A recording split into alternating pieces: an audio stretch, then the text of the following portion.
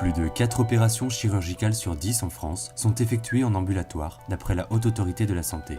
Ce mode de prise en charge possède encore de beaux potentiels de développement, notamment pour des actes chirurgicaux de plus en plus lourds.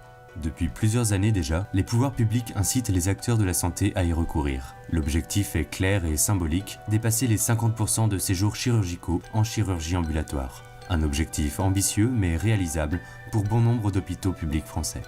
Pour atteindre ces objectifs, il faut tenir compte de la diversité des cases mixtes des hôpitaux publics. Plus le case mix chirurgical comprend des séjours de disciplines qui relèvent d'actes lourds, notamment en neurochirurgie, en chirurgie cardiaque ou en chirurgie carcinologique, plus l'objectif de 50% nécessite des mesures organisationnelles adaptées.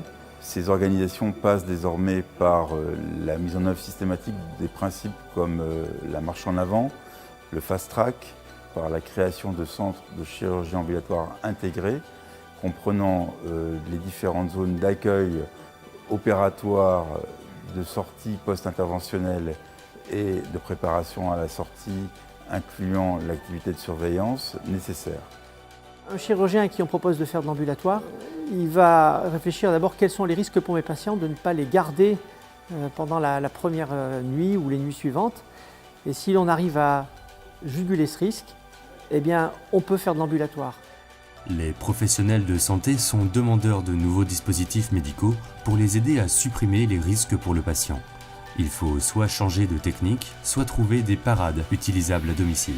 Un des risques, c'est le risque de saignement, par exemple dans les traitements endoscopiques des hyperplasies bénignes de prostate.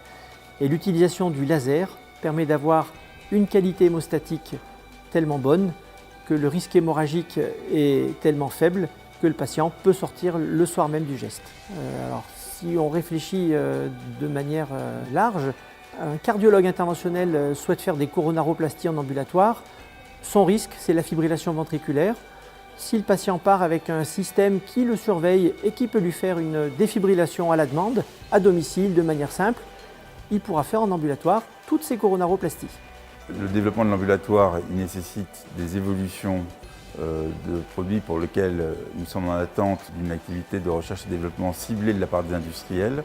Ces développements concernent tant les équipements hôteliers, les produits de santé, les dispositifs médicaux implantables, les produits d'anesthésiologie, que l'ensemble des équipements numériques et de NTIC qui permettent de développer et le tracking dans le parcours intra-hospitalier et la sécurisation du retour à domicile dans le cadre de la télésurveillance et de la téléintervention. Vous l'avez compris, c'est en réfléchissant directement avec des médecins et chirurgiens que les fournisseurs pourront apporter leur aide pour combattre les risques liés à des gestes lourds. Le champ d'exercice de cette réflexion est très large. Grâce à la mobilisation de tous, un taux de chirurgie ambulatoire à 80% serait un objectif atteignable à l'avenir.